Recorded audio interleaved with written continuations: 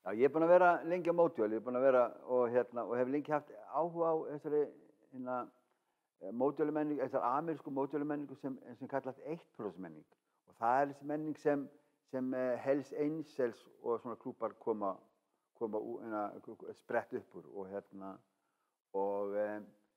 ég hef verið að vinna að gera heimildamyndir þessa menningu og þurfti svolítið að rannsaka þessa menningu og þurfti þá að sökkva mér inn í hana. Þá þurfti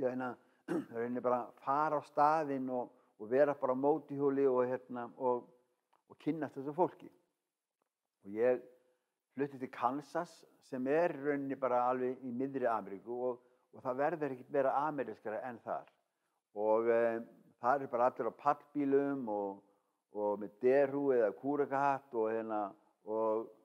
flestir með byssur. Og ég kynntist þessari fjölskyldu hérna og þetta pabbins og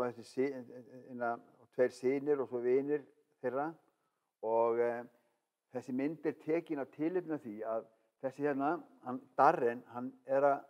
koma úr fangelsi og hann búinn að sitja í fangelsi í 27 ár á ævi sinni og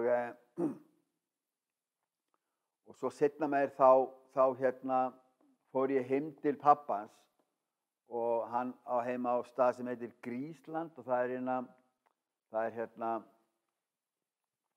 svona gamalt bóndabar aðeins út fyrir bæinn. Þetta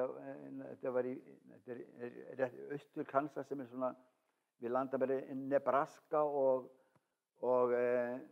lítill bær sem heitir Frankfort og svona 500 manna bær. Og ég er heima hjá Grís og pappa Darrens og er að taka myndir á honum þar og svona. Svo er ég að forvillast inn í húsinu og opna hurðir og eitthvað svona og opna hurðir og þá er að þessu herbyggi hérna og þetta svona herbyggi sem hafi staðið í rauninni bara svona, já, greinilega autt í langan tíma og ég spyr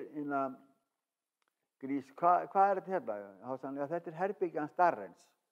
og svo fylgdi sögunni að þegar Darren var unglingur, hann bjó hjá honum þá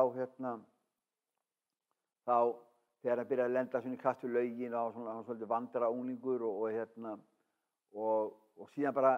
hvarf hann inn í óregluna og inn í fangelsi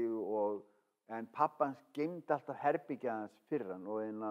það stóð þarna ennþá eftir 30 ár og þarna sá maður kannski svona hvernig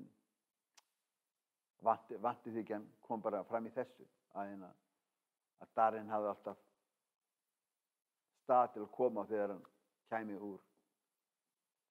fangelsi eða úr röglunni.